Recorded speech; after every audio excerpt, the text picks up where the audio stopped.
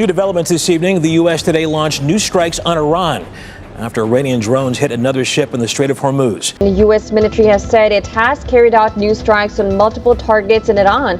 የተወደዳችሁና የተከበራችሁ የሰሞንኛ ቤተሰቦች እንደምን አላችሁ? የዕለቱን ዋና ዋና መረጃዎች ወደ እናንተ ለማድረስ ተገኝተናል። ዛሬ ከምንመለከታቸው ጉዳዮች መካከል ኢትዮጵያ ከተተኳሽ መሳሪያዎች ሽያጭ $30 ሚሊዮን ገቢ ማግኘቷ ተረጋግጧል።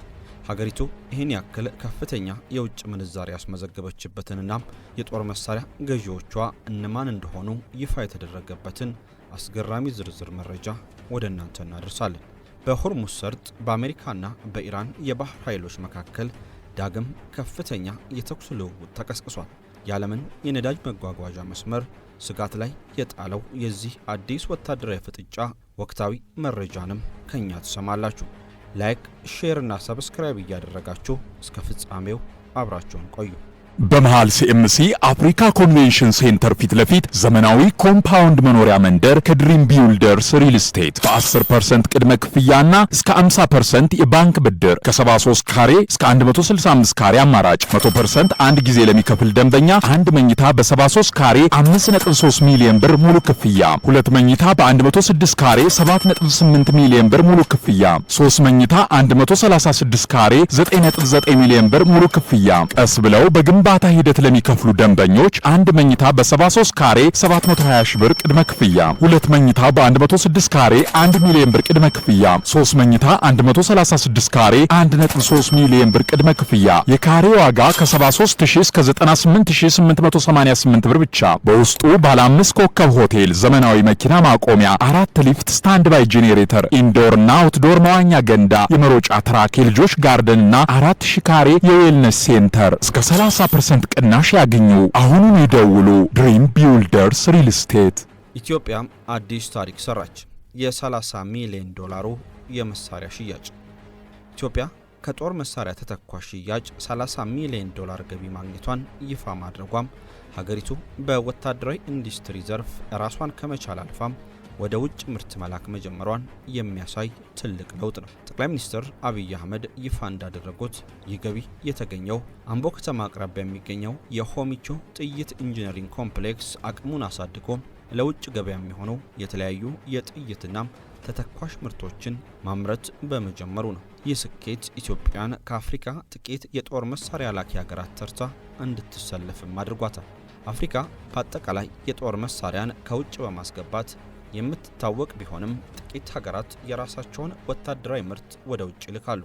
ኢትዮጵያ ያገኘችው የ$30 ሚሊዮን ገቢ በሀገሪቱ ካሉ ግንባር ቀደም ተወዳዳሪዎች ጎን ያሰልፋታል። በአፍሪካ አንደኛ ደረጃ ላይ የምትገኝ ሲሆን በአመት የ$48 ሚሊዮን የቅርብ ጊዜ ሪፖርቶች ደግሞ አጠቃላይ የመከላከያ ቁሳቁስ ሽያጯን ከ$500 ሚሊዮን በላይ ያደርሱታል። የጦር መሳሪያ ምርቶችን ለተለያዩ የዓለም ሀገራትም ትልካለች። ግብጽ በ$41 ሚሊዮን ገቢ በሀገሪቱ ሁለተኛዋ ትልቋ ላኪ ሀገር ስትሆን ኢትዮጵያ በ$30 ሚሊዮን ገቢ ሶስተኛ ደረጃን መያዝ ችላለች። ኢትዮጵያ ቀደም ሲል ለሰራዊቷ የሚያስፈልጉ ጥይቶችንና ትጥቆች ከውጭ ለማስገባት ከፍተኛ የውጭ ምንዛሪን ታወጣ ነበር። አሁን ግን የሀገር ውስጥ ፍላጎትን አሟልታ ምርትን ወደ ውጭ መላክ መቻሏ የውጭ ምንዛሪ ግፊትን ይቀንሳል። እንዲሁም ሀገሪቱ በቅርቡ የተመዘገበውን የኤክስፖርት እድገት ይበልጥ እንድታጠናክር ያግዛታል። ደቡብ አፍሪካና ግብጽ እንደ ወታደራዊ ተሽከርካሪዎች፣ ሰው አልባ አውሮፕላኖችና የተራቀቁ የራዳር ሲስተሞችን ወደ ውጭ ይልካሉ። የኢትዮጵያ የአሁኑ ሽያጭ ግን በአብዛኛው በጥይትና መሰረታዊ ተተኳሾች ላይ ብቻ የተገደበ ነው። ዘርፉ ዘላቂና ከፍተኛ ገቢ የሚያስገኝ እንደሆነ ወደ ድሮኖች እንደ ስካይዊንግ ኢንዱስትሪና ከባድ መሳሪያዎች ምርት መሸጋገርን ይጠይቃል። ደቡብ አፍሪካ የጦር መሳሪያ የሚሸጥላቸው ሀገራት በግልጽ የሚታወቁ ሲሆን የኢትዮጵያ መንግስት ግን እነዚህን የ$30 ሚሊዮን ስምምነቶች የፈረመው ከየትኞቹ ሀገራት ጋር እንደሆነ በይፋ አላሳወቀም። ይህ ሚስጥራዊነት በዓለም አቀፍ የጦር መሳሪያ ተቆጣጣሪዎች ዘንድ ጥያቄዎችን ሊያስነሳ ቢችልም በጂኦፖለቲካዊ ረገድ ግን ስልታዊ ጠቀሜታ ሊኖረው ይችላል። ኢትዮጵያ ከአስመጪነት ወደ ላኪነት መሸጋገሯ በምስራቅ አፍሪካ ያላትን ወታደራዊ የበላይነትና ተጽዕኖ ያጠናክረዋል። ይሁን እንጂ ይህ ስኬት ቀጣይነት እንዲኖረውና ከደቡብ አፍሪካ ጋር መወዳደር እንድትችል የሀገር ውስጥ ሰላምን ማረጋገጥና ወደ ላቁ የቴክኖሎጂ ምርቶች መሸጋገር ወሳኝ ጉዳዮች ናቸው። የተኩስ አቁሙ ፈረሰ። በአሜሪካና በኢራን መካከል በሆርሙዝ ወሽመጥ ላይ የተለዋወጡት አዲስ ወታደራዊ ጥቃት በሁለቱ ሀገራት መካከል በቅርቡ የተደረሰውን ደካማ የተኩስ አቁም ስምምነት ለከባድ ፈተና ዳርጎታል። ሰኔ 25 ቀን 2026 ዓ.ም በኢራን የእስልምና አብዮታዊ ጥበቃ ጦር IRGC የተሰነዘረው የሰው አልባ አውሮፕላን ጥቃት በሲንጋፖር ባንዲራ በሚንቀሳቀስ የንግድ መርከብ ላይ ጉዳት ማድረሱን ተከትሎ ዋሽንግተን በኢራን የሚሳኤልና የድሮን ማከማቻዎች ላይ የአየር ጥቃትን ፈጽማለች። ይህንን የአሜሪካን እርምጃ ተከትሎ የኢራን ጦር በባህረ ሰላጤው ለሚገኙ የአሜሪካ ወታደራዊ ይዞታዎች በሚሳኤል ምላሽ የሰጠ ሲሆን ይህ የሰንሰለታማ ጥቃት ልውውጥ ቀጠናውን ወደ ሙሉ ወታደራዊ ግጭት ሊመልሰው እንደሚችል ስጋት ፈጥሯል።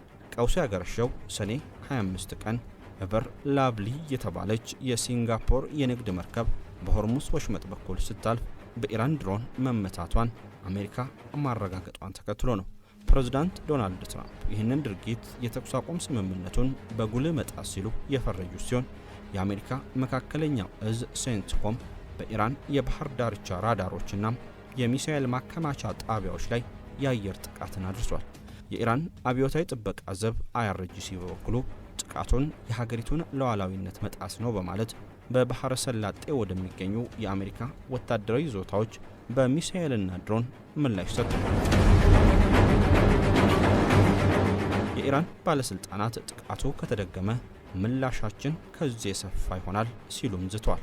ይህ ወታደራዊ ፍጥጫ የተከሰተው ሁለቱ ሀገራት ለ5 ሳምንታት የዘለቀውን የየካቲትና መጋቢት 2026 ዓ.ም ከባድ ጦርነት ለማቆም ሰኔ 17 ቀን የ60 ቀናት ጊዜያዊ የመግባቢያ ስምምነት በፈረሙ በሳምንት ጊዜ ውስጥ ነው። የአሜሪካው ምክትል ፕሬዝዳንት ጄዲ ቫንስም ከኢራን ተወካዮች ጋር ዘላቂ የሰላም ስምምነት ለመደራደር ወደ ስዊዘርላንድ ሊያደርጉት የነበረው ጉዞም በዚህ ውጥረት ምክንያት መዘግየቱ ታውቋል። ምንም እንኳን የፔንታጎን ባለስልጣናት የተኩስ አቁሙ አሁንም ሙሉ በሙሉ አልፈረሰም ቢሉም የሁለቱም ወገኖች የጦርነት ዝግጁነት የዲፕሎማሲውን መንገድ እያጠበበው ይገኛል። በዚህ አዲስ ፍጥጫ ምክንያት ዓለም አቀፉ የባህር ትራንስፖርት ድርጅት በሆርሙዝ ወሽመጥ በኩል የነበረውን የመርከቦችን ጉዞ ሂደት ለጊዜው አቋርጧል።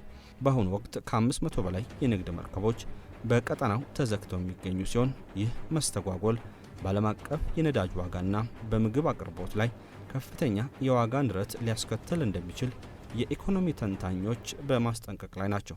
በአጠቃላይ አሜሪካና ኢራን በጦርነትና በሰላም ድርድር መካከል ባለው እጅግ በጣም ጠባብ መስመር ላይ ይገኛሉ። የሰኔ 26ቱ የጋራ ድብደባ ሁለቱም ወገኖች ጥቃትን በጥቃት እንመልሳለን የሚል ጠንካራ አቋም እንዳላቸው ያሳየ ሲሆን በሚቀጥሉት ቀናት የሚኖረው ዲፕሎማሲያዊ እንቅስቃሴ ቀጠናው ወደ አዲስ የጦርነት አዙሪት መግባቱን ወይም አለመግባቱን የሚወስን ይሆናል። በአካል ወይስ በቴክኖሎጂ? የጂያኒ ኢንፋንቲኖ የሁለት ስቴዲየሞች ሚስጥር ሲፈታ። የፊፋ ፕሬዝዳንት ጂያኒ ኢንፋንቲኖ በ2026 የዓለም ዋንጫ ላይ በተመሳሳይ ሰዓት በሚደረጉ ሁለት የተለያዩ ጨዋታዎች ላይ በስቴዲየም ተገኝተው መታየታቸውን የሚያሳዩ ምስሎች በሶሻል ሚዲያ ላይ መሰራጨታቸው በደጋፊዎች ዘንድ ከፍተኛ መደናገርና መነጋገርን ፈጥሯል። በተለይም በምድብ ኢ ወሳኝ ጨዋታዎች በነበሩት በጀርመንና ኢኳዶር እንዲሁም በኩራሳውና ኮት ዲቫር ጨዋታዎች ላይ ፕሬዝዳንቱ በሁለቱም ስቴዲየሞች የቪአይፒ ወንበር ላይ ተቀምጠው የሚያሳዩ ምስሎች በ10 ደቂቃ ልዩነት ብቻ በቴሌቪዥንና በማህበራዊ ትስስር ገጾች መቅረባቸው የሰዎችን ትኩረት ስቧል። ነገር ግን ይህ ክስተት ፕሬዝዳንቱ በተመሳሳይ ሰዓት በሁለት ቦታ ተገኝተዋል ማለት ሳይሆን የብሮድካስት ቴክኖሎጂና ቀድሞ የተቀረጹ ምስሎች አሊያም ፕሪ ሪኮርድድ ፉቴጅ የመጠቀም ውጤት ነው። በተመሳሳይ ሰዓት በተለያዩ ከተሞች በሚደረጉ ጨዋታዎች ላይ የጂያኒ ኢንፋንቲኖ ምስል በስክሪን ላይ መታየት የጀመረው ጨዋታዎቹ በቀጥታ ስርጭት እየተላለፉ በነበረበት ወቅት ነው። ብዙ ደጋፊዎች በነገሩ ብዙ በመገረም ክሎን አሊያም ሰው ሰራሽ ቅጂ ወይስ ቴሌፖርቴሽን አሊያም ደግሞ በቅጽበት ከአንድ ቦታ ወደ ሌላ ቦታ መጓዝ ተጠቅመዋል እያሉ በማህበራዊ ትስስር ገጾች ላይ በቀልድ መልክ አስተያየት መስጠት ጀምረው ነበር። በሌላ በኩል አንዳንድ በሶሻል ሚዲያ ላይ የተሰራጩ ምስሎች በዲጂታል መንገድ የተስተካከሉ ዲጂታሊ ኤዲትድ መሆናቸው ታውቋል። የቴሌቪዥን ዳይሬክተሮች ፕሬዝዳንቱ ጨዋታው ከመጀመሩ በፊትም ወይም በሌላ ቀን ስቴዲየሙን ለመጎብኘት ሲመጡ የቀረጹትን ምስል ይጠቀማሉ። ጨዋታው በቀጥታ ስርጭት እየተላለፈ ባለበት ሰዓት ፕሬዝዳንቱ በቦታው መኖራቸውን ለማሳየት ያንን ምስል በመቁረጥም ያስገባሉ። ኢንፋንቲኖ በአንድ ቀን ውስጥ ከአንድ በላይ ጨዋታዎችን ለመታደም በኳታር ኤርዌይስ የተሰጣቸውን የግል ጄት የሚጠቀሙ ቢሆንም በተመሳሳይ ሰዓት የሚጀመሩ ጨዋታዎችን ግን በአካል በአንድ ላይ ማየት አይችሉም። እግር ኳስን ለማየት የሚያደርጉት ጉዞ በአካል የሚቻልበትን ገደብ አልፎ በአንድ ሰዓት በሁለት ቦታ እንዲገኙ አያደርጋቸውም።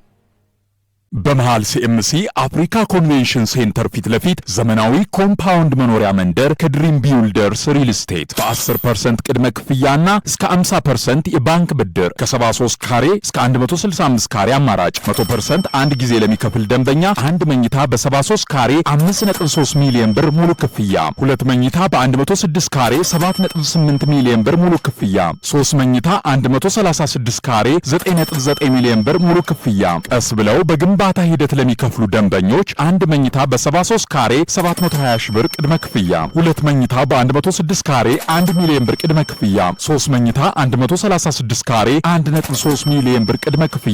የካሬ ዋጋ ከ73000 እስከ 98888 ብር ብቻ። በውስጡ ባለ 5 ኮከብ ሆቴል፣ ዘመናዊ መኪና ማቆሚያ፣ 4 ሊፍት፣ ስታንድ ባይ ጄኔሬተር፣ ኢንዶር እና አውትዶር መዋኛ ገንዳ፣ የመሮጫ ትራክ፣ የልጆች ጋርደን እና 4000 ካሬ የዌልነስ ሴንተር እስከ 30% ቅናሽ ያገኙ። አሁኑን ይደውሉ። ድሪም ቢውልደርስ ሪል ስቴት